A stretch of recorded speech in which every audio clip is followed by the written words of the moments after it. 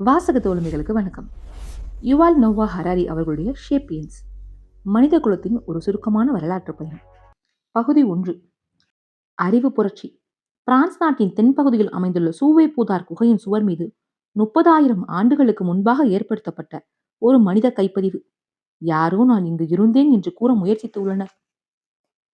அத்தியாயம் 1. முக்கியத்துவம் இல்லாத ஒரு விலங்கு. சுமார் 1350 கோடி ஆண்டுகளுக்கு முன்பு பெருவெடிப்பின் விளைவாக பிரபஞ்சத்தில் பருப்பொருள், ஆற்றம், காலம், வெளி ஆகியவை உருவாயின. பிரபஞ்சத்தின் இந்த அடிப்படை சிறப்பு கூறுகளை பற்றிய கதை இயற்பியல் என்று அழைக்கப்படுகிறது. அது நிகழ்ந்து சுமார் 3 லட்சம் ஆண்டுகளுக்கு பிறகு பருப்பொருளும் ஆற்றலும் ஒருங்கிணைந்த அணுக்கள் என்ற சிக்கலான அமைப்புகளாக மாறத் தொடங்கின. பின்னர் அந்த அணுக்கள் ஒன்று சேர்ந்து மூலக்கூறுகளாக மாறின. அணுக்கள், மூலக்கூறுகள் மற்றும் அவற்றுக்கு இடையேயான வினைகளின் கதை வேதியியல் என்று அழைக்கப்படுகிறது. சுமார் 380 கோடி ஆண்டுகளுக்கு முன்பு பூமி என்ற ஒரு கோளில் சில குறிப்பிட்ட மூலக்கூறுகள் ஒருங்கிணைந்து உயிரினங்கள் எனும் பெரிய மற்றும் சிக்கலான அமைப்புகளாக உருவெடுத்தன. உயிரினங்களின் கதை உயிரியல் என்று அழைக்கப்படுகிறது. சுமார் 70,000 ஆண்டுகளுக்கு முன்பு ஹோமோசேப்பியன்ஸ் இனத்தை சேர்ந்த உயிரினங்கள் கலாச்சாரங்கள் என்று அழைக்கப்படுகின்ற மேலும் அதிக விரிவான அமைப்புகளை உருவாக்கத் தொடங்கின. இந்த மனித கலாச்சாரங்களின் பரிணாம வளர்ச்சிதான் வரலாறு என்று அழைக்கப்படுகிறது. முக்கிய 3 புரட்சிகள் வரலாற்றின் பாதையை செதுக்கின. சுமார் 70,000 ஆண்டுகளுக்கு முன்பு ஏற்பட்ட அறிவு புரட்சி வரலாற்றின் துவக்க புள்ளியாக அமைந்தது. சுமார் 12,000 ஆண்டுகளுக்கு முன்பு உருவான வேளாண் புரட்சி வரலாற்றின் வளர்ச்சியை துரிதப்படுத்துகிறது. வெறும் 500 ஆண்டுகளுக்கு முன்பு நிகழ்ந்த அறிவியல் புரட்சி வரலாற்றை ஒரே அடியாக முடிவுக்கு கொண்டு வந்து முற்றிலும் வித்தியாசமான ஒன்றை துவக்கக்கூடியதாக மாறியுள்ளது. இம்மூன்று புரட்சிகளும் எவ்வாறு மனிதர்களையும் அவர்களுடைய சக உயிரினங்களையும் பாதித்துள்ளன என்பதை பற்றிய சுவாரஸ்யமான கதைதான் இந்நூல். வரலாறு தோன்றுவதற்கு நெடுங்காலத்திற்கு முன்பாகவே மனிதர்கள் இருந்தனர். நவீன மனிதர்களைப் போன்ற விலங்குகள் சுமார் 25 லட்சம் ஆண்டுகளுக்கு முன்பு முதலாக தோன்றின. ஆனால் எண்ணற்ற தலைமுறைகளாக அவை தம்முடைய வாழிடங்களில் இருந்த கோடிக்கணக்கான பிற உயிரினங்களில் இருந்து எந்த விதத்திலும் தனித்து நிற்கவில்லை. 20 லட்சம் ஆண்டுகளுக்கு முன்பு நீங்கள் கிழக்கு ஆப்பிரிக்காவின் ஊடாக நடந்து சென்றிருந்தால் மனிதர்களை ஒத்த பண்பு நலன்களை கொண்ட உயிரினங்களை நீங்கள் எதிர்கொண்டிருந்திருப்பீர்கள். தங்களுடைய குழந்தைகளை கொஞ்சிக் கொண்டிருந்த தாய்மார்கள், எந்த கவலையும் இன்றி மண்ணில் உருண்டு புரண்டு விளையாடிக் கொண்டிருந்த குழந்தைகள், சமுதாயத்தின் கட்டுப்பாடுகளைக் கண்டு நகைத்த எளிதில் உணர்ச்சி வசப்பட்ட இளைஞர்கள், எந்த தொந்தரவும் இன்றி அமைதியாக வாழ விரும்பிய ஆனால் மிகவும் தளர்ந்து போன முதியவர்கள், உள்ளூர் அழகிகளை கவர முயற்சித்த அகங்கார போக்கு கொண்ட வலிமையான ஆண்கள். இத்தகைய ஆண்கள் ஏராளமானோரை ஏற்கனவே பார்த்திருந்த அறிவார்ந்த முதிய பெண்கள். இந்த தொன்மையான மனிதர்கள் ஒருவரை ஒருவர் நேசித்தனர், சேர்ந்து விளையாடினர், நெருக்கமான நட்புறவுகளை உருவாக்கினர், அந்தஸ்திற்கும் அதிகாரத்திற்கும் போட்டி போட்டனர். சிம்பன்சிகளும் பஃபூன்களும் யானைகளும் கூட இவற்றைத்தான் செய்தன. மனிதர்கள் எந்த விதத்திலும் தனி சிறப்பு கொண்டவர்களாக இருக்கவில்லை. தங்களுடைய சந்ததியினர் பின்னொரு நாளில் நிலவின் மீது கால் வைப்பர், அணுக்களை பிளப்பர், மரபு குறியீட்டை புரிந்து கொள்ளுவர், வரலாற்று நூல்களை எழுதுவர் என்ற எண்ணம் மனிதர்களுக்கு எல்லளவு கூட இருக்கவில்லை. வரலாற்று காலத்திற்கு முந்தைய மனிதர்களை பற்றி நாம் அறிந்திருக்க வேண்டிய முக்கியமான விஷயம் இதுதான். அவர்கள் எந்த முக்கியத்துவமும் இல்லாத விலங்குகளாகவே உலா வந்தனர். கொரில்லாக்களும் மின்மினி பூச்சிகளும் நுங்கு மீன்களும் தம்முடைய சுற்றுச்சூழலின் மீது ஏற்படுத்திய தாக்கத்தை விட அதிகமான தாக்கம் எதையும் அவர்கள் ஏற்படுத்திவிடவில்லை. உயிரினங்களை பல்வேறு சிறப்பு இனங்களாக உயிரியலாளர்கள் வகைப்படுத்துகின்றனர். ஒன்றை ஒன்று புணர்ந்து ஆரோக்கியமான சந்ததிகளை ஈன்றெடுக்கிற விலங்குகள் ஒரே இனத்தை சேர்ந்தவையாக கருதப்படுகின்றன. குதிரைகளுக்கும் கழுதைகளுக்கும் ஒரு பொதுவான மூதாதை உண்டு. அவ்விரு விலங்குகளின் பல உடல் இயல்புகள் ஒத்திருக்கின்றன. ஆனால் குதிரைகளுக்கும் கழுதைகளுக்கும் இடையே பரஸ்பர பாலியல் நாட்டம் எதுவும் இருப்பது போல தெரியவில்லை. செயற்கையான முறையில் அவற்றை புணர வைக்க முடியும். அவற்றுக்கு பிறக்கின்ற குட்டிகள் கோவேறு கழுதைகள் என்று அழைக்கப்படுகின்றன. ஆனால் கோவேறு கழுதைகள் மலட்டுத்தன்மை கொண்டவை. எனவே ஒரு கழுதையின் டிஎன்ஏவில் ஏற்படும் மரபு சிதைவு மாற்றங்கள் ஒருபோதும் ஒரு குதிரையின் டிஎன்ஏ மீது தாக்கம் ஏற்படுத்துவது இல்லை. அதே போல ஒரு குதிரையின் டிஎன்ஏவில் ஏற்படும் மரபு சிதை மாற்றங்கள் ஒருபோதும் ஒரு கழுதையின் டிஎன்ஏ மீது தாக்கம் ஏற்படுத்துவது இல்லை. எனவே இவ்விரு வகை விலங்குகளும் வெவ்வேறு இனங்களை சேர்ந்தவையாக கருதப்படுகின்றன. அவற்றின் பரிணாம வளர்ச்சி பாதைகளும் வெவ்வேறாகவே இருக்கின்றன. அதே நேரத்தில் ஃபுல்டாக் என்ற நாயும் ஸ்பானியல் என்ற நாயும் தோற்றத்தில் வேறுபட்டிருக்கக்கூடும். ஆனால் அவை இரண்டும் ஒரே இனத்தைச் சேர்ந்தவை. ஒரே மாதிரியான டிஎன்ஏ அமைப்பை கொண்டவை. அவை இரண்டும் மகிழ்ச்சியாக கூடி புணரும். குட்டிகளை ஈன்றெடுக்கும். அக்குட்டிகள் வளர்ந்து மற்ற நாய்களோடு புணர்ந்து இன்னும் அதிகமான குட்டிகளை பெற்றெடுக்கும். ஒரு பொதுவான மூதாதை பெற்றோரிடமிருந்து உருவான இனங்கள் பேரினம் என்ற ஒரு தலைப்பின் கீழ் வகைப்படுத்தப்பட்டுள்ளன. சிங்கங்கள், புலிகள், சிறுத்தைகள், வேங்கைகள் ஆகியவை பாந்தரா என்ற பேரினத்தை சேர்ந்த வெவ்வேறு இனங்கள் ஆகும். உயிரியலாளர்கள் ஒவ்வொரு உயிரினத்தையும் இரண்டு பகுதிகளை கொண்ட ஒரு லத்தீன் பெயரால் குறிக்கின்றனர்.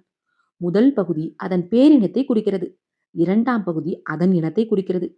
எடுத்துக்காட்டாக சிங்கங்கள் பாந்தரா லியோ என்று அழைக்கப்படுகின்றன. அதாவது பாந்தரா பேரினத்திற்கு உட்பட்ட லியோ இனத்தை சேர்ந்தவை அவை என்று பொருள். இப்புத்தகத்தை படித்துக் கொண்டிருக்கிற அனைவரும் ஹோமோசேப்பியன்ஸ் ஆவார். அதாவது ஹோமோ மனிதன் என்ற பேரினத்திற்கு உட்பட்ட ஷேப்பியன்ஸ் சேப்பியன்ஸ் என்றால் அறிவார்ந்தவன் என்ற இனத்தை சேர்ந்தவர்கள் அவர்கள். இனங்கள் எப்படி பேரினங்களின் கீழ் வகைப்படுத்தப்பட்டிருக்கின்றனவோ அதே போல பேரினங்கள் குடும்பங்களுக்குள் வகைப்படுத்தப்பட்டுள்ளன. எடுத்துக்காட்டாக பூனைகள், சிங்கங்கள், சிறுத்தைகள், வீட்டு பூனைகள். நாய்கள், ஓநாய்கள், நரிகள், குள்ள நரிகள். யானைகள், யானைகள், மாமூத்துகள், மாஸ்டடோன்கள் ஆகிய குடும்பங்களை கூறலாம். ஒரு குடும்பத்தை சேர்ந்த அனைத்து உறுப்பினர்களுக்கும் ஒரு மூதாதை பெற்றோர் இருப்பர். எடுத்துக்காட்டாக ஒரு சாதாரண வீட்டு பூனையில் தொடங்கி மிக ஆக்ரோஷமான சிங்கம் வரை சுமார் 2.5 கோடி ஆண்டுகளுக்கு முன்பு வாழ்ந்த பொதுவான பூனை குடும்ப மூதாதை ஒன்று இருந்தது. ஹோமோசெப்பியன்ஸ் இனமும் ஒரு குடும்பத்தில் உள்ளடங்கியுள்ளது. இந்த சாதாரண உண்மை வரலாற்றில் பெரிதும் பாதுகாக்கப்பட்ட ஒரு ரகசியமாக இருந்தது. தாங்கள் விலங்குகளிடமிருந்து முற்றிலும் வேறுபட்டவர்கள் என்ற கண்ணோட்டத்தில் தங்களை பார்ப்பதை ஹோமோசெப்பியன்ஸ் நெடுங்காலமாகவே விரும்பி வந்திருந்தனர். எந்த குடும்பத்தையும் சேராத, உடன் பிறந்தாரோ அல்லது ஒன்றுவிட்ட சகோதர சகோதரிகளோ இல்லாத, மிக முக்கியமாக எந்த பெற்றோரும் இல்லாத தனி பிறவிகளாக அவர்கள் தங்களை கருத முற்பட்டனர். ஆனால் உண்மை அதற்கு நேர்மாறானதாக உள்ளது. நமக்கு பிடித்திருக்கிறதோ இல்லையோ, நாம் எல்லோருமே மனித குரங்குகள் என்ற ஒரு மிகப்பெரிய மிக சத்தமான குடும்பத்தை சேர்ந்தவர்கள்தான். இப்போது வாழ்ந்து கொண்டிருக்கிற நம்முடைய மிக நெருங்கிய சொந்தங்களில் சிம்பன்சிகள், கொரில்லாக்கள், ஒரங்குட்டான்கள் ஆகியவையும் அடங்கும். அவற்றில் சிம்பன்சிகள் தான் நமக்கு மிகவும் நெருக்கமானவை. வெறும் 60 லட்சம் ஆண்டுகளுக்கு முன்பு ஒரே ஒரு பெண் மனித குரங்கு 2 மகள்களை பெற்றெடுத்தது. அவற்றில் ஒன்று அனைத்து சிம்பன்களின் மூதாதையாக ஆனது. மற்றொன்று வேறு யாரும் அல்ல, நம்முடைய சொந்த பாட்டிதான். திரை மறைவில் இருக்கும் தர்ம சங்கடமான உண்மைகள். நம்மை அதிகமாக பாதிக்கக்கூடிய இன்னொரு மாபெரும் ரகசியத்தை ஹோமோசேப்பியன்ஸ் தொடர்ந்து மறைத்து வைத்து வந்துள்ளனர். நாகரீகமற்ற ஒன்றுவிட்ட சகோதர சகோதரிகள் நமக்கு இருக்கின்றனர் என்பதோடு ஒரு காலத்தில் நமக்கு ஒரு சில சொந்த சகோதர சகோதரிகளும் கூட இருந்தனர் என்பதுதான் அது. நாம் மட்டுமே மனிதர்கள் என்று நாம் சிந்தித்து வந்திருக்கிறோம். ஏனெனில் கடந்த 10,000 ஆண்டுகளாக நம்முடைய இனம் மட்டுமே இவ்வுலகில் இருந்து வந்துள்ள ஒரே மனித இனம் ஆகும். ஆனாலும் மனிதன் என்ற வார்த்தைக்கான உண்மையான பொருள் ஹோமோ பேரினத்தை சேர்ந்த ஒரு விலங்கு என்பதுதான். ஹோமோசேப்பியன்ஸ் தவிர ஹோமோ பேரினத்தில் பல்வேறு இனத்தினரும் இருந்திருக்கின்றனர். மேலும் மிக விரைவில் சேப்பியன்ஸ் அல்லாத மனிதர்களை நாம் மீண்டும் எதிர்கொள்ள வேண்டியிருக்கும். இந்நூலின் கடைசி அத்தியாயத்தில் அதை பற்றி பார்க்கலாம்.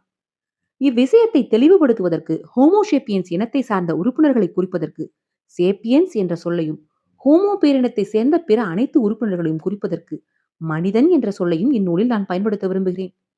மனிதர்கள் முதலாக 25 லட்சம் ஆண்டுகளுக்கு முன்பு கிழக்கு ஆப்பிரிக்காவில் தோன்றினர். மனித குரங்குகளின் ஒரு முந்தை பேரினமான ஆஸ்ட்ரோலோபிதிகஸ் என்ற பேரினத்தில் இருந்து அவர்கள் தோன்றினர். ஆஸ்ட்ரோலோபிதிகஸ் என்றால் தென்னக மனித குரங்கு என்று பொருள். சுமார் 20 லட்சம் ஆண்டுகளுக்கு முன்பு இந்த பண்டைய ஆண்களும் பெண்களும் தங்களுடைய தாயகத்தை விட்டுவிட்டு நெடுந்தூரம் பயணித்து வட ஆப்பிரிக்கா, ஐரோப்பா மற்றும் ஆசியா நெடுகிலும் குடியேறினர்.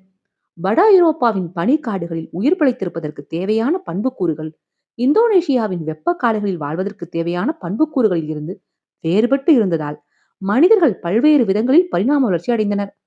இதன் விளைவாக முற்றிலும் மாறுபட்ட பல இனங்கள் உருவாயின. அறிவியல் அறிஞர்கள் அவை ஒவ்வொன்றுக்கும் ஒரு பகட்டான லத்தீன் பெயரை கொடுத்துள்ளனர். ஐரோப்பாவிலும் மேற்கு ஆசியாவிலும் இருந்த மனிதர்கள் ஹோமோ நியாண்டர்தாலன்சிஸ், அதாவது நியாண்டர் பள்ளத்தாக்கை சேர்ந்த மனிதன் இனத்தினராக உருவாகினர். இவர்கள் பொதுவாக நியோண்டர்தால் மனிதர்கள் என்று அழைக்கப்படுகின்றனர். இவர்கள் சேப்பியன்ஸ் ஆகிய நம்மை விட அதிக பருமனான உடல்களை கொண்டவர்களாகவும் அதிக வலிமையானவர்களாகவும் இருந்தனர். பனி யுகத்தின் பொழுது மேற்கு யூரோஷியாவின் குளிரான தட்பவெப்ப நிலைக்கு இவர்கள் தங்களை சிறப்பாக பொருத்தி கொண்டனர். ஆசியாவின் கிழக்கு பகுதிகளை ஹோமோ எரக்டஸ் நிமிர்ந்த மனிதன் இனத்தினர் பெருமளவு ஆக்கிரமித்தனர். அவர்கள் சுமார் 20 லட்சம் ஆண்டுகள் பிழைத்திருந்தனர். மிக நீண்ட காலம் உயிர் வாழ்ந்த இனத்தவர்கள் இவர்கள்தாம் என்பதில் ஐயம் இல்லை. அவர்களுடைய இந்த சாதனையை முறியடிப்பதற்கான சாத்தியம் நம்முடைய இனத்தவருக்கு இருப்பது போல தெரியவில்லை. இன்றில் இருந்து 1000 ஆண்டுகள் வரையாவது நம் இனம் தாக்கு பிடிக்குமா என்ற சந்தேகம் எழுகிறது. எனவே 20 லட்சம் ஆண்டுகள் என்பது உண்மையில் நம்முடைய திறனுக்கு அப்பாற்பட்ட ஒன்றாகவே இருக்கும். இந்தோனேஷியாவின் ஜாவா தீவில் ஹோமோ சோலோயன்சிஸ் சோலோ பள்ளத்தாக்கை சேர்ந்த மனிதர்கள் இனத்தவர்கள் வாழ்ந்து வந்தனர். அவர்கள் வெப்பமண்டல பகுதிகளில் வாழ பொருத்தமானவர்களாக இருந்தனர். புளோரஸ் என்ற இன்னொரு சிறிய தீவில் பண்டைய மனிதர்கள் குள்ளர்களாக ஆகத் தொடங்கினர். கடல் மட்டம் குறிப்பிடத்தக்க அளவு தாழ்வாக இருந்த ஒரு நேரத்தின் பொழுது மனிதர்கள் முதலாக புளோரஸ் தீவை அடைந்தனர். அருகில் உள்ள பெரும் தீவில் இருந்து மிக எளிதாக வந்தடையக்கூடிய ஒரு தீவாக அது இருந்தது. கடல் மட்டம் மீண்டும் உயர்ந்த பொழுது சிலர் அத்தீவில் மாட்டிக்கொண்டு விட்டனர். வள வசதிகள் அவ்வளவாக இல்லாத ஒரு தீவு அது. எனவே ஏராளமான உணவு தேவைப்பட்ட பெரிய உருவத்தை கொண்ட மனிதர்கள் முதலில் இறந்து விட்டார்கள். சிறிய உருவத்தினர் ஓரளவுக்கு தாக்கு பிடித்தனர். பல தலைமுறைகளின் ஊடாக புளோரஸ் மக்கள் குள்ள மனிதர்களாக மாறினர். தனித்துவமான இந்த இனத்தினருக்கு அறிவியல் அறிஞர்கள் ஹோமோ புளோரோஎன்சிஸ் என்று பெயரிட்டனர். இந்த இனத்தினர் அதிகபட்சமாக 1 மீட்டர் உயரம் கொண்டவர்களாகவும் 25 கிலோவுக்கு குறைவான எடை கொண்டவர்களாகவும் இருந்தனர். ஆனால் அவர்களால் கற்களை கொண்டு கருவிகளை உருவாக்க முடிந்தது. சில நேரங்களில் அத்தீவின் யானைகளுக்கு கூட அவர்களால் வேட்டையாட முடிந்தது. ஆனால் அந்த யானைகளும் ஒரு குள்ள இனத்தை சேர்ந்தவை என்பதை மறுப்பதற்கு இல்லை. 2010 சைபீரியாவில் உள்ள டெனிசோவா குகையில் அறிவியல் அறிஞர்கள் ஓர் அகழ்வாய்வு மேற்கொண்ட பொழுது காணாமல் போன நம்முடைய இன்னொரு சகோதர இனத்தை அவர்கள் கண்டுபிடித்தனர். விரல் எலும்பு ஒன்றின் தொல் படிமத்தை அவர்கள் அங்கு கண்டுபிடித்தனர். முன்பு அறியப்படாமல் இருந்த இன்னொரு மனித இனத்திற்கு சொந்தமான விரல் அது என்று மரபியல் ஆய்வுகள் நிரூபித்தன. அறிவியல் அறிஞர்கள் அந்த இனத்திற்கு ஹோமோ டெனிசோவா என்று பெயரிட்டனர். தொலைந்து போன நம்முடைய எத்தனை உறவினர்கள் நம்மால் கண்டுபிடிக்கப்படுவதற்காக பிற குகைகளிலும் பிற தீவுகளிலும் பிற தட்பவெப்ப நிலைகளிலும் காத்து கொண்டிருக்கின்றனர் என்று யாருக்கு தெரியும்? இந்த மனிதர்கள் ஐரோப்பாவிலும் ஆசியாவிலும் வளர்ச்சியடைந்து கொண்டிருந்த பொழுது கிழக்கு ஆப்பிரிக்காவிலும் பரிணாம வளர்ச்சி தொடர்ந்தது. மனித குலத்தின் தொட்டிலான அது எண்ணற்ற புதிய இனங்களுக்கு உயிர் கொடுத்து பராமரித்துக் கொண்டிருந்தது. ஹோமோ ரூடால்ஃபென்சஸ் ரூடால்ஃபியரியை சேர்ந்த மனிதன், ஹோமோ எர்கேஸ்டர் வேலை செய்யும் மனிதன் மற்றும் நம்முடைய சொந்த ஹோமோஷேப்பியன்ஸ் அறிவார்ந்த மனிதன் ஆகிய இனமும் இவற்றில் அடங்கும். நாம் நம்முடைய இனத்திற்கு மட்டும் ஆணவ செருக்கோடு பெயரிட்டுள்ளோம். இந்த இனங்களில் சிலவற்றின் உறுப்பினர்கள் மிக பெரிய மற்றும் பருமனான உருவத்தை கொண்டவர்களாக இருந்தனர். மற்றவர்கள் குள்ளமாக இருந்தனர். சிலர் பயங்கரமான வேட்டைக்காரர்களாக இருந்தனர். மற்றவர்கள் வெறுமனே தாவரங்களை சேகரிப்பவர்களாக மட்டுமே இருந்தனர். சிலர் ஒரே ஒரு தீவில் மட்டுமே வாழ்ந்தனர். மற்றவர்கள் பல்வேறு கண்டங்களிடையிலும் சுற்றி திரிந்தனர். ஆனால் அவர்கள் எல்லோருமே ஹோமோ என்ற பேரினத்தை சேர்ந்தவர்களாக இருந்தனர். அவர்கள் எல்லோருமே மனிதர்கள்தான். இந்த இனங்கள் எல்லாமே ஒன்றிலிருந்து ஒன்று வரிசையாக ஒரு நேர்கோட்டில் தோன்றியதாக ஒரு தவறான நம்பிக்கை நிலவுகிறது. எர்கேஸ்டர் இனம் எரக்டஸ் இனத்தை தோற்றுவித்ததாகவும் எரக்டஸ் இனம் நியாண்டர்தால் மனித இனத்தை உருவாக்கியதாகவும் நியாண்டர்தால் மனிதர்கள் நம்முடைய இனத்தவராக பரிணாம வளர்ச்சி அடைந்தனர் என்றும் தவறாக நம்பப்படுகிறது.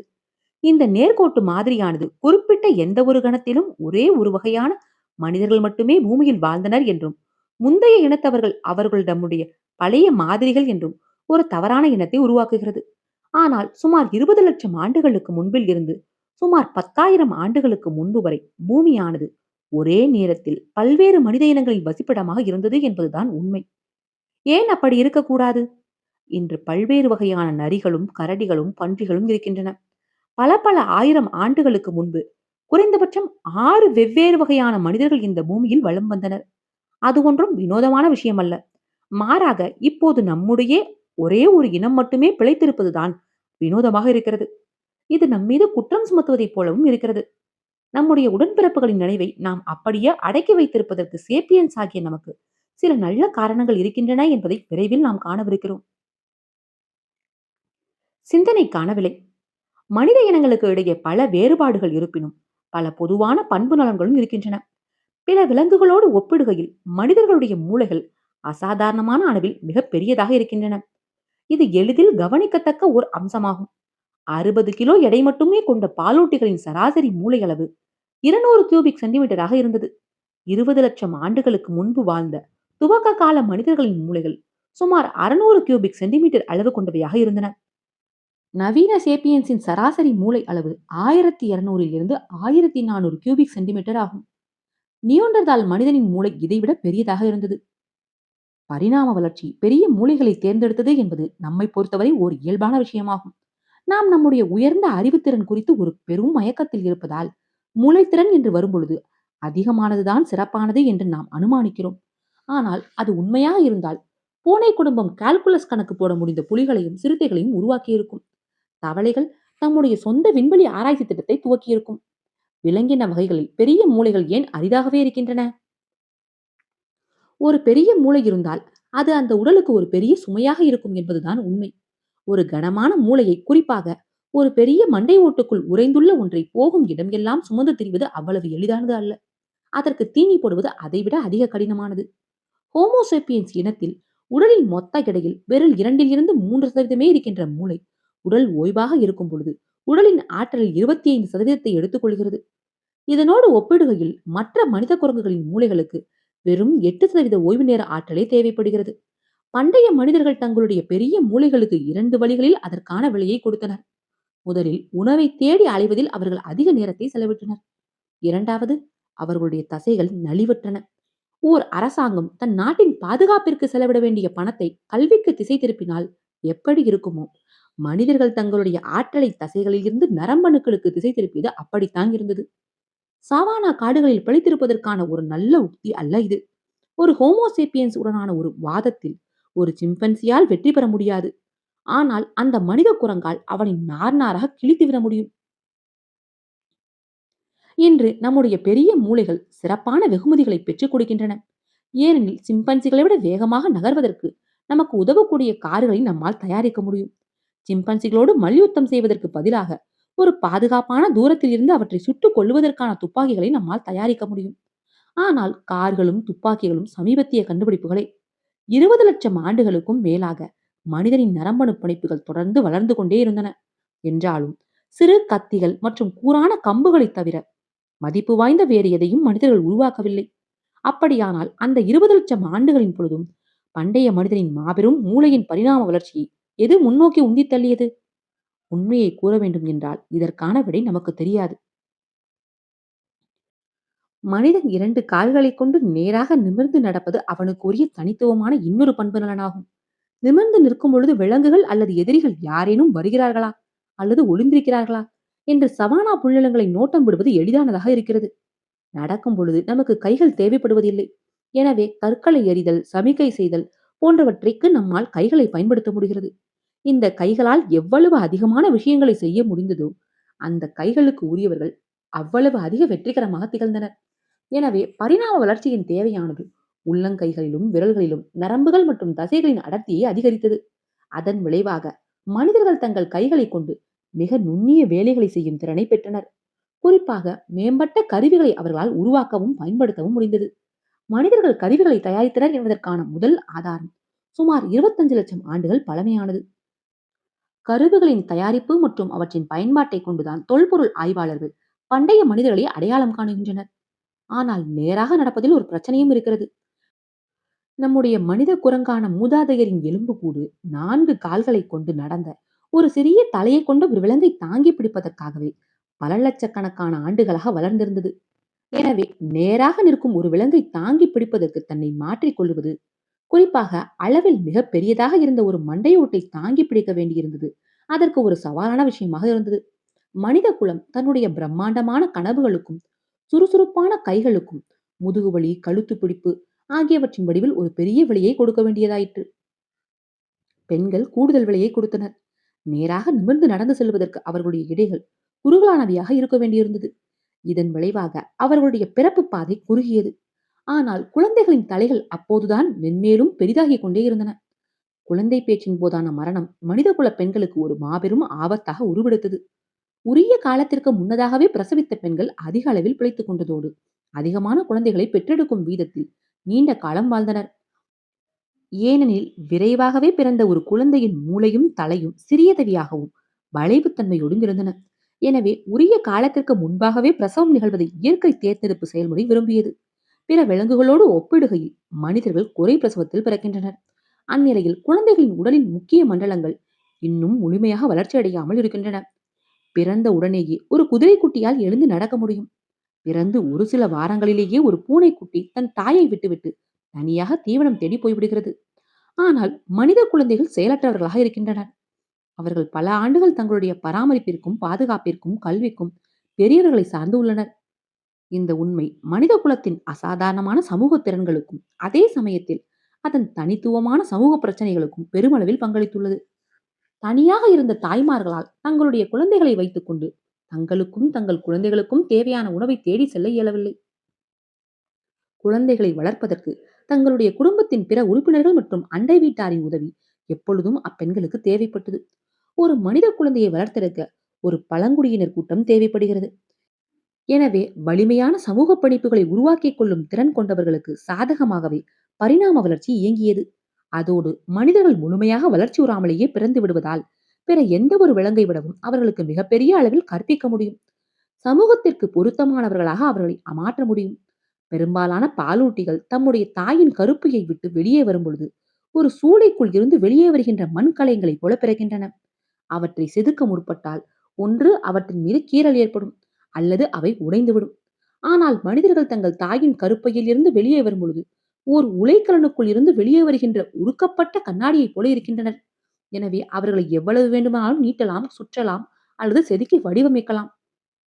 அதனால்தான் நம்முடைய குழந்தைகள் கிறிஸ்தவர்களாகவோ அல்லது புத்த மதத்தினராகவோ, முதலாளித்துவ போக்கு கொண்டவர்களாகவோ அல்லது சமதர்ம போக்கு கொண்டவர்களாகவோ, போரை விரும்புவர்களாகவோ அல்லது அமைதியை விரும்புபவர்களாகவோ வளர்வதற்கு இன்று அவர்களுக்கு நம்மால் கற்றுக் கொடுக்க முடிகிறது.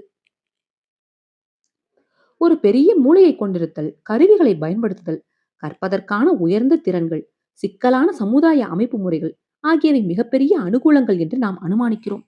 இவையெல்லாம் சேர்ந்து மனித குலத்தை இப்புவியின் மீது சக்தி வாய்ந்த விலங்காக மாற்றியுள்ளன என்று நமக்கு தோன்றுகிறது.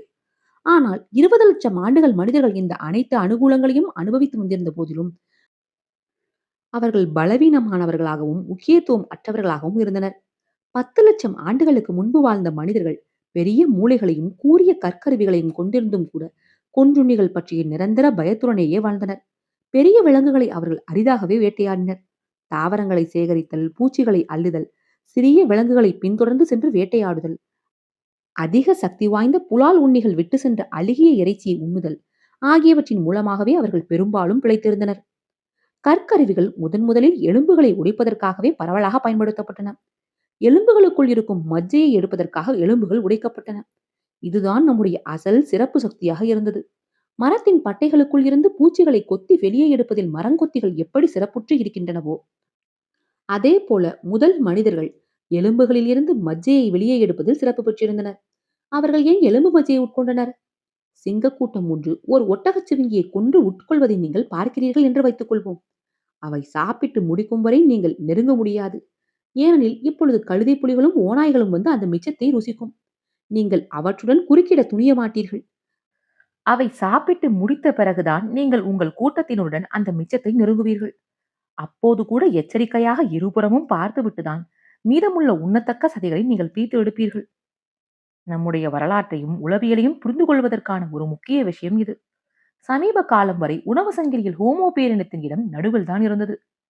பல லட்சக்கணக்கான ஆண்டுகளாக மனிதர்கள் சிறிய விலங்குகளை வேட்டையாடி தங்களால் இயன்றதை சேகரித்தனர். அதே நேரத்தில் பெரிய கொன்றுண்ணிகள் அவர்களை வேட்டையாடின. 4 லட்சம் ஆண்டுகளுக்கு முன்புதான் பல்வேறு மனித இனத்தினர் பெரிய விலங்குகளை அடிக்கடி வேட்டையாட தொடங்கினர். கடந்த 1 லட்சம் ஆண்டுகளில் ஹோமோசேப்பியன்ஸ் இனம் முளைத்ததைத் தொடர்ந்து மனிதன் உளவுச் சங்கிலியின் உச்சநிலையை அடைந்தான். நடுத்தர நிலையில் இருந்து உச்சநிலைக்கு அவன் தாவியது அளப்பரிய பின்விளைவுகளை கொண்டிருந்தது. உணவு பிரமிடின் உச்சநிலையில் இருந்த சிங்கங்கள், சுறாக்கள் போன்ற பிற விலங்குகள் லட்சக்கணக்கான ஆண்டுகளின் ஊடாக படிப்படியாகத்தான் அந்த நிலைக்கு பரிணாம வளர்ச்சி அடைந்திருக்கின்றன. எனவே சிங்கங்களும் சுறாக்களும் உணவு பிரமிடுக்கு எவ்விதமான தீவிரமான பாதிப்பையும் ஏற்படுத்தாத விதத்தில் சூழலியலானது தேவையான கண்காணிப்பு அமைப்பு முறைகளை உருவாக்கியது. சிங்கங்கள் மிக பயங்கரமானவையாக ஆன பொழுது மான்கள் அதிக வேகமாக ஓடும் விதத்தில் பரிணாம வளர்ச்சி அடைந்தன. கழுதை புலிகள் அதிகமாக ஒத்துழைத்தன. காண்டாமிருகங்கள் அதிக கோபக்கார விலங்குகளாக மாறின. இதற்கு நேர்மாறாக மனித குலம் மிக விரைவாக உச்சத்தை அடைந்ததால் தன்னை அதற்கு பொருத்திக் கொள்வதற்கு போதுமான நேரம் சூழலியலுக்கு கிடைக்கவில்லை.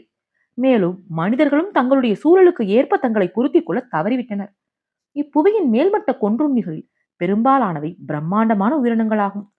கோடிக்கணக்கான ஆண்டுகளாக அவை ஆதிக்கம் செலுத்தி வந்திருந்ததால் அவை மிகுந்த தன்னம்பிக்கை கொண்டவையாக இருந்தன. இதற்கு நேர் எதிராக ஷேப்பியன்ஸ் இனத்தினர் ஒரு சிறிய வறிய நாட்டின் சர்வாதிகாரி போல இருக்கின்றனர்.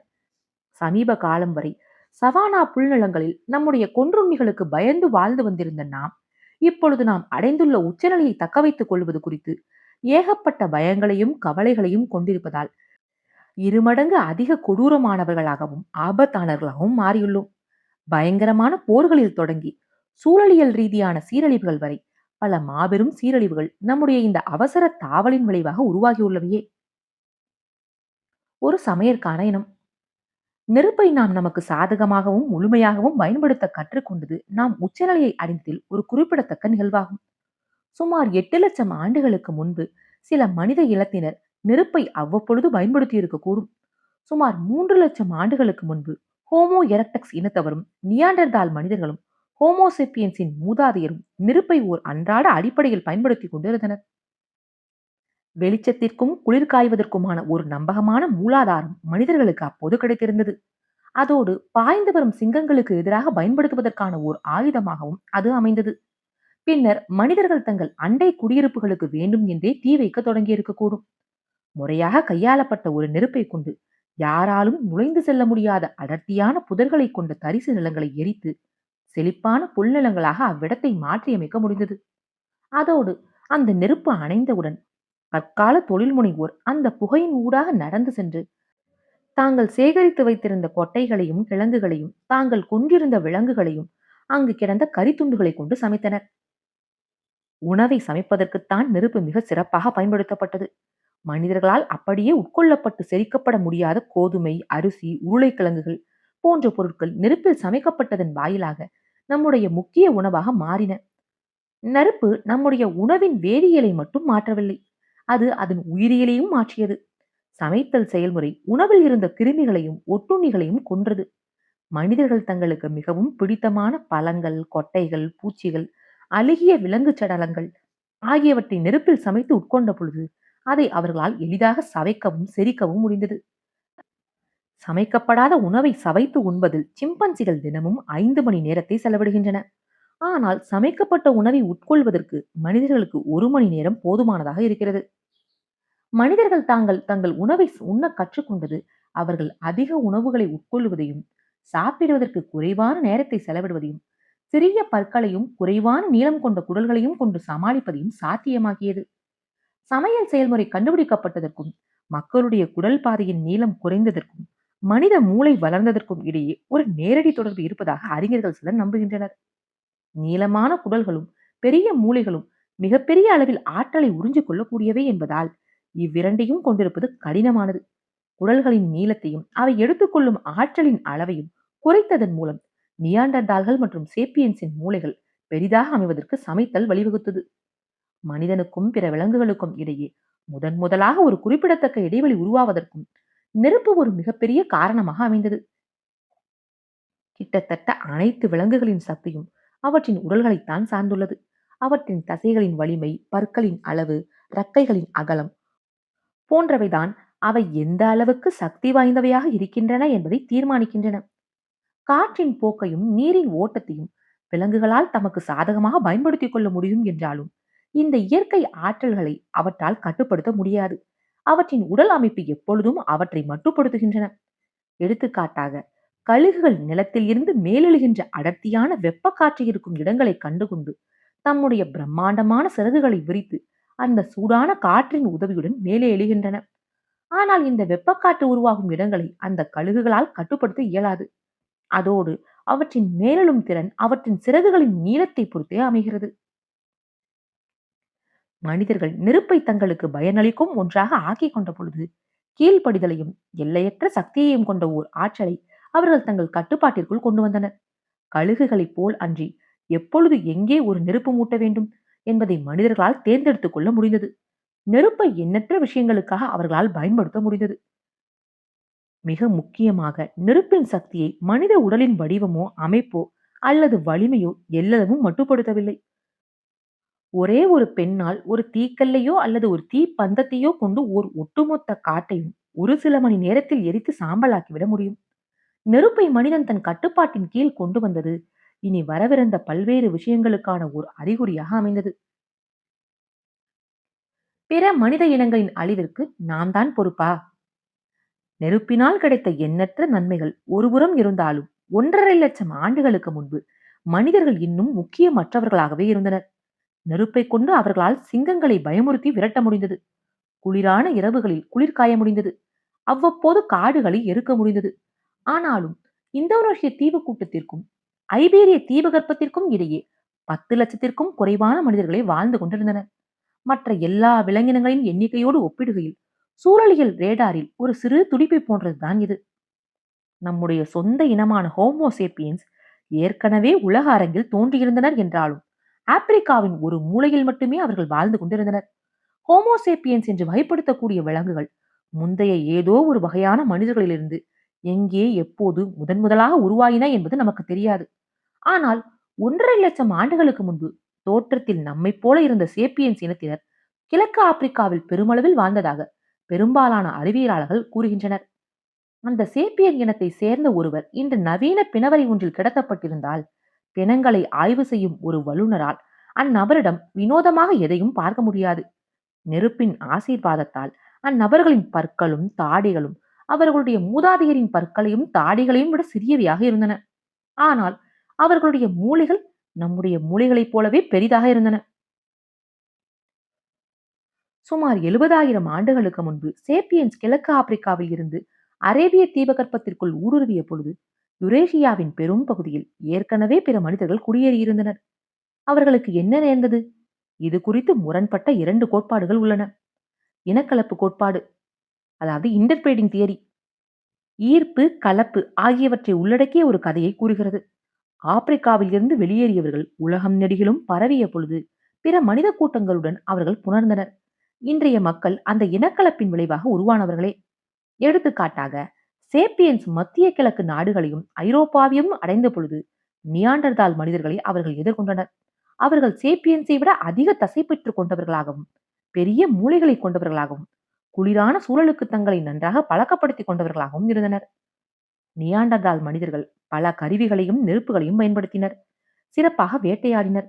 தங்கள் இனத்தை சேர்ந்த நலிந்தவர்களையும் நோயுற்று இருந்தோரையும் அக்கறையோடு கவனித்துக் கொண்டனர். தீவிர உடற்குறைகளுடன் பல பல ஆண்டுகள் வாழ்ந்த நியாண்டர்தால் மனிதர்களின் எலும்புக்கூடுகளை தொல்பொருள் ஆய்வாளர்கள் கண்டுபிடித்துள்ளனர். நியாண்டர்தால் மனிதர்கள் தங்களுடைய உறவினர்களை நன்றாக கவனித்துக் கொண்டனர் என்பதற்கான ஆதாரம் தான் இது. பொதுவாக நியாண்டர்தால் மனிதர்கள் காட்டு மிராண்டிகளாகவும் அறிவற்ற குகை மனிதர்களாகவும் கேலி சித்திரங்களில் சித்தரிக்கப்பட்டு வந்துள்ளனர். ஆனால் சமீபத்திய ஆதாரங்கள் அவர்களை பற்றிய எண்ணத்தை மாற்றியுள்ளன. இனக்கலப்பு கோட்பாட்டின்படி சேப்பியன்ஸ் நியாண்டர்தால் மனிதர்களின் நிலங்களுக்குள் ஊடுருவி பரவிய பொழுது அவர்கள் நியண்டர்தல் மனிதர்களுடன் உணர்ந்தனர். இறுதியில் அவ்விரு இனங்களும் ஒன்று கலந்தன. அது உண்மையாக இருக்கும் பட்சத்தில் இன்றைய யுரேஷியர்கள் தூய்மையான சேப்பியன்ஸ் அல்லர். அவர்கள் சேப்பியன்ஸ் மற்றும் நியாண்டர்தால் இனங்களின் ஒரு கலவையே. அதே போல சேப்பியன்ஸ் கிழக்கு ஆசியாவை அடைந்த பொழுது அங்கிருந்த ஹோமோ எரக்டஸ் இனத்தவருடன் அவர்கள் புணர்ந்தனர். எனவே சீனர்களும் கொரியர்களும் சேப்பியன்ஸ் மற்றும் எரக்டக்ஸ் இனங்களின் ஒரு கலவையே. இதற்கு நேர் எதிரான கண்ணோட்டம் மாற்றீட்டு கோட்பாடு என்று அழைக்கப்படுகிறது, அதாவது ரீப்ளேஸ்மெண்ட் தியரி. அது முற்றிலும் வேறொரு கதையை கூறுகிறது. இணக்கம் இன்மை, வெறுப்பு, இனப்படுகொலை ஆகியவற்றை உள்ளடக்கிய கதை அது. இக்கோட்பாட்டின்படி சேப்பியன்ஸும் பிற மனிதர்களும் வேறுபட்ட உடற்கூறுகளை கொண்டிருந்தனர். அவர்களுடைய புணர்ச்சி பழக்கங்களும் உடல் வாசனைகளும் கூட வேறுபட்டிருந்திருக்க கூடும் என்றும் நம்பப்படுகிறது. அவ்விரு இனத்தினருக்கும் பரஸ்பர பாலியல் ஆர்வம் இருந்திருக்க வாய்ப்பு இல்லை. ஒரு நியாண்டர்தால் ரோமியோவும் ஒரு சேப்பியன்ஸ் ஜூலியட்டும் ஒருவர் மீது ஒருவர் காதல் வயப்பட்டிருந்தாலும் பிள்ளைகளை பெற தகுதியான சந்ததியரை அவர்களால் ஈண்டெடுக்க முடிந்திருக்காது. ஏனெனில் அவ்விரு இனத்தினருக்கும் இடையே இருந்த மரபியல் ரீதியான இடைவெளி பாலம் அமைக்கப்பட முடியாத அளவுக்கு மிகப்பெரியதாக ஆகியிருந்தது. அவ்விரு கூட்டத்தினரும் எல்லா விதத்திலும் முற்றிலும் வேறுபட்டவர்களாக இருந்தனர். நியாண்டர்தால் மனிதர்கள் இறந்த பொழுதோ அல்லது கொல்லப்பட்ட பொழுதோ அவர்களுடைய மரபு அணுக்களும் அவர்களோடு மடிந்துவிட்டன. மாற்றீட்டு கோட்பாட்டின்படி ஷேப்பியன்ஸ் முந்தைய மனித இனங்கள் எவற்றுடனும் ஒன்று கலக்காமல் அவர்களை அழிய விட்டுவிட்டு அவர்களுடைய இடத்தை பிடித்துக் கொண்டனர். அது உண்மையா இருக்கும் பட்சத்தில் இன்றைய மனிதர்கள் அனைவரின் பரம்பரைகளும் 70,000 ஆண்டுகளுக்கு முன்பு கிழக்கு ஆப்பிரிக்காவில் தோன்றியவையாகத்தான் இருந்திருக்க வேண்டும். நாம் எல்லோரும் தூய்மையான சேப்பியன்ஸ் இனத்தவர் ஆவோம். ஏகப்பட்ட விஷயங்கள் இந்த விவாதத்தை அடிப்படையாக கொண்டுள்ளன. ஒரு பரிணாம வளர்ச்சி கண்ணோட்டத்தில் இருந்து பார்க்கும் பொழுது 70,000 ஆண்டுகள் என்பது மிக குறுகிய ஓர் இடைவெளிதான். மாற்றீட்டுக் கொள்கை சரியானதாக இருந்தால் இப்போது வாழ்ந்து கொண்டிருக்கிற மனிதர்கள் அனைவருமே கிட்டத்தட்ட ஒரே மரபியல் அடித்தளத்தை தான் கொண்டுள்ளனர் என்று பொருள்படும். அவர்களுக்கு இடையேயான இன ரீதியான வேறுபாடுகள் கணக்கில் எடுத்துக் கொள்ளப்பட வேண்டிய அளவுக்கு குறிப்பிடத்தக்கவை அல்ல.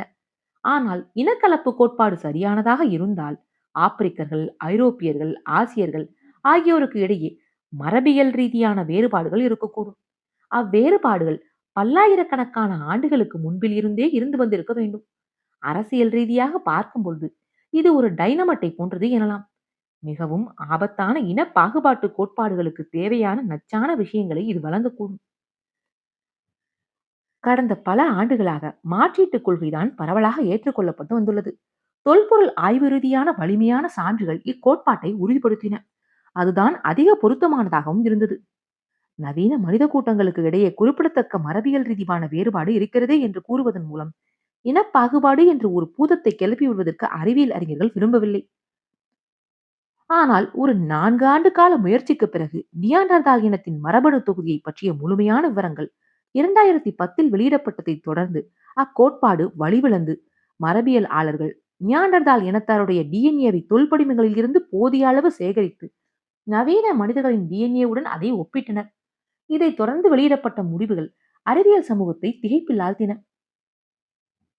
மத்திய கிழக்கு நாடுகளிலும் ஐரோப்பாவிலும் உள்ள நவீன மனிதர்களின் தனித்துவமான டிஎன்ஏவில் 1 முதல் 4% நியாண்டர்தால் டிஎன்ஏ என்பது தெரிய வந்தது.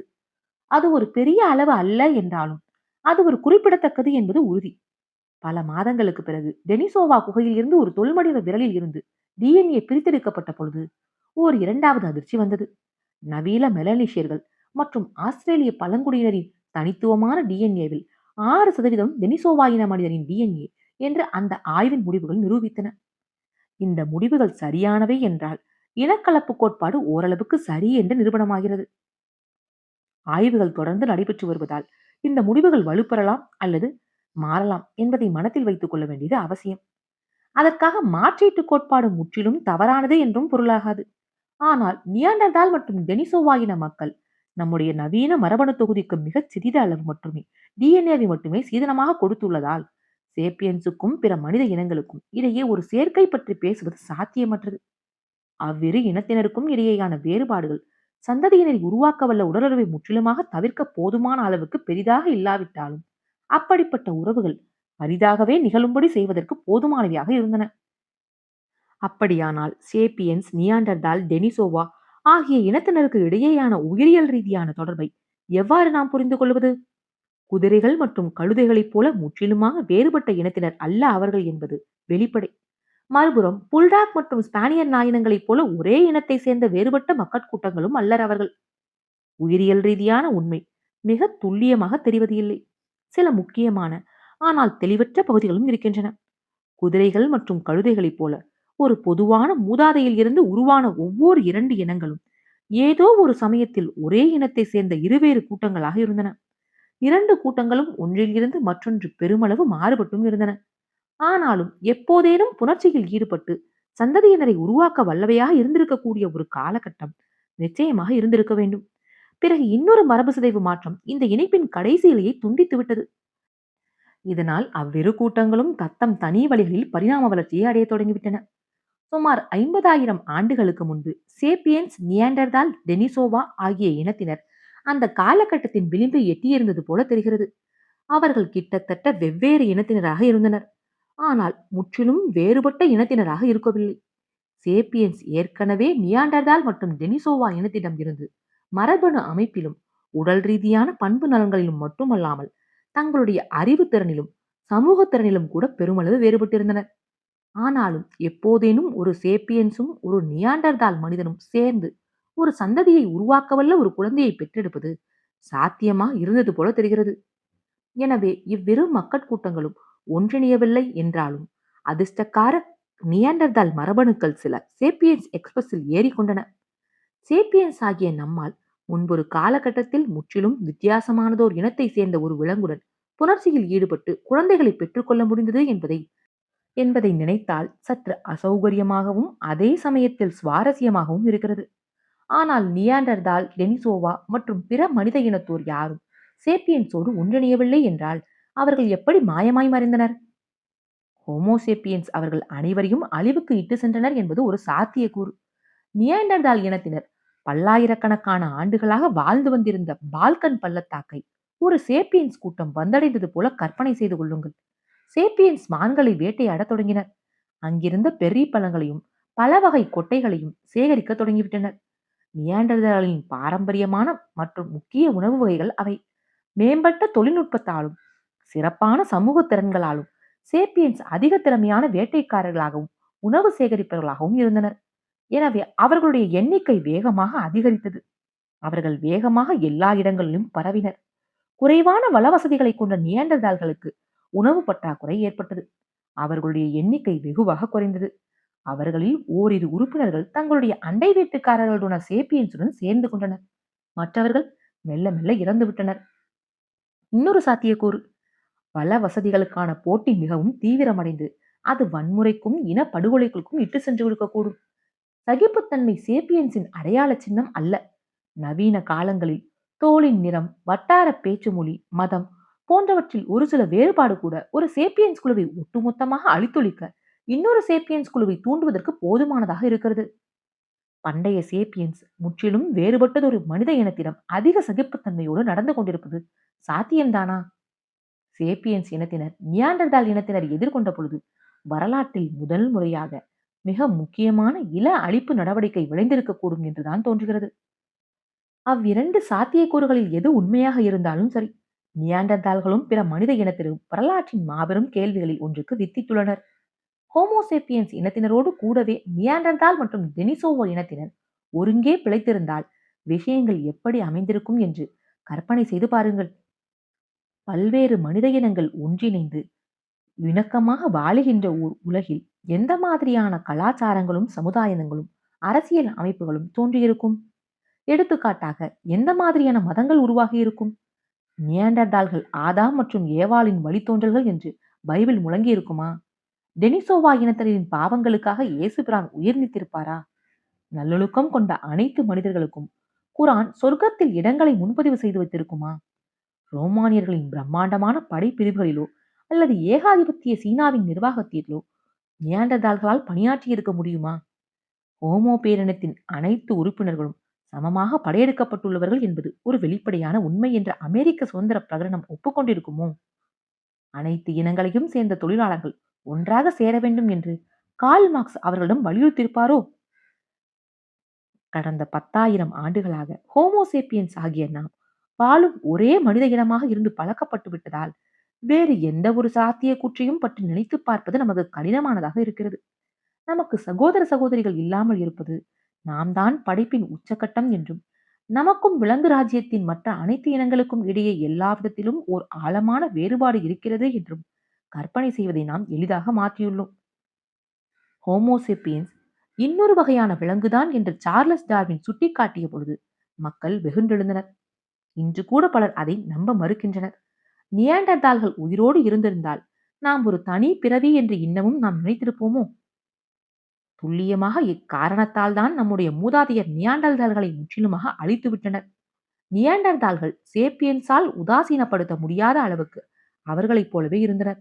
ஆனால் சேப்பியன்ஸால் பொறுத்து கொள்ள முடியாத அளவுக்கு வேறுபட்டும் இருந்தனர். நியாண்டர்தால் மனிதர்களின் அழிவுக்கு சேப்பியன்ஸ் தான் காரணம் என்பது உண்மையாக இருந்தாலும் சரி அல்லது பொய்யாக இருந்தாலும் சரி, எப்பொழுதெல்லாம் சேப்பியன்ஸ் ஒரு புதிய இடத்தில் குடியேறினரோ அப்பொழுதெல்லாம் உள்ளூர்வாசிகள் ஒட்டுமொத்தமாக அழிந்துவிட்டனர். ஹோமோ சோலோயன்சிஸ் என்ற இனம் இந்த பூமியில் கடைசியாக சுமார் 50,000 ஆண்டுகளுக்கு முன்பு உலாவியதாக புதைபடிம சான்றுகள் காட்டுகின்றன. விரைவில் டெனிசோவா இனம் அழிந்தது. சுமார் 30,000 ஆண்டுகளுக்கு முன்பு நியாண்டர்தால் இனம் அழிந்தது. புளோரஸ் தீவில் வாழ்ந்த குள்ள மனிதர்கள் எஞ்சியவர்கள் சுமார் 12,000 ஆண்டுகளுக்கு முன்பு மறைந்து போயினர். அவர்கள் சில எலும்புகளையும் கற்கருவிகளையும் நம்முடைய டிஎன்ஏவில் ஒரு சில மரபணுக்களையும் விடையளிக்கப்படாத ஏராளமான கேள்விகளையும் விட்டு சென்றுள்ளனர். கடைசி மனித இனமான ஹோமோசேப்பியன்ஸ் ஆன நம்மையும் அவர்கள் விட்டுவிட்டு சென்றுள்ளனர். சேப்பியன்ஸின் வெற்றிக்கான ரகசியம் என்ன? தொலை தூரத்திலும் சூழல் ரீதியாக மிகவும் வேறுபட்ட வாழ்விடங்களிலும் எப்படி நாம் இவ்வளவு வேகமாக குடியேறினோம்? மற்ற அனைத்து மனித இனங்களையும் எப்படி நாம் ஒழித்தோம்? வலிமையும் அறிவும் குளிரை தாங்கும் சக்தியும் கொண்ட நியாண்டர்தால்களால் கூட எப்படி நம்முடைய தாக்குதல்களை சமாளிக்க முடியாமல் போனது? இந்த விவாதம் தொடர்ந்து தீவிரம் அடைந்து கொண்டிருக்கிறது. இந்த விவாதத்தை எது சாத்தியமாக்கி உள்ளதோ அதுதான் அதற்கான விடையாகவும் இருக்க வேண்டும் என்றும் தோன்றுகிறது. ஹோமோசேப்பியன்ஸ் இனம் தன்னுடைய தனித்துவமான மொழியை கொண்டுதான் இவ்வுலகை வெற்றி கொண்டது. பாகம் 1 நிறைவுற்றது. அனுமானத்தின் அடிப்படையில் உருவாக்கப்பட்டுள்ள நம்முடைய உடன் பிறந்தோர்கள்: ஹோமோ ரூடால்ஃபென்சிஸ் கிழக்கு ஆப்பிரிக்கா, ஹோமோ எரெக்டஸ் கிழக்கு ஆசியா, ஹோமோ நியாண்டர்தாலன்சிஸ் ஐரோப்பா மற்றும் மேற்கு ஆசியா. இவர்கள் அனைவருமே மனிதர்கள்தான். இப்படம் ஹோமோசேப்பியன்ஸ் உலகை எவ்வாறு வெற்றி கொள்கின்றனர் என்பதை குறித்தது. இன்றில் இருந்து எத்தனை ஆண்டுகளுக்கு முன்பு குறிப்பிட்ட பகுதிகளுக்கு ஹோமோசேப்பியன்ஸ் வந்தனர் என்பதை இதில் உள்ள எண்கள் குறிக்கின்றன. ஹோமோசேப்பியன்ஸ் 1,00,000 ஆண்டுகளுக்கு முன்பு இருந்த இடங்கள், நியாண்டர்தால்கள் 1,00,000 ஆண்டுகளுக்கு முன்பு இருந்த இடங்கள், பிற மனித இனங்கள் 1,00,000 ஆண்டுகளுக்கு முன்பு இருந்த இடங்கள். ஓர் ஊகத்தின் அடிப்படையில் உருவாக்கப்பட்ட ஒரு நியாண்டர்தால் குழந்தை. சில நியாண்டர்தால் மனிதர்கள் வெளிர் தோலிலும் வெளிரிய முடியும் கொண்டவர்களாக இருந்திருக்கலாம் என்று மரபியல் சான்றுகள் சுட்டிக்காட்டுகின்றன. முக்கியத்துவம் இல்லாத ஒரு விலங்கு நிறைவுற்றது. வரலாற்று பயணத்தோடு நான் உங்கள் எவி மயிலா. இணைந்திருங்கள், இணைந்திருங்கள். நன்றி. அடுத்த பாகத்திற்கான இணைப்பு டிஸ்கிரிப்ஷனில் இணைக்கப்பட்டுள்ளது.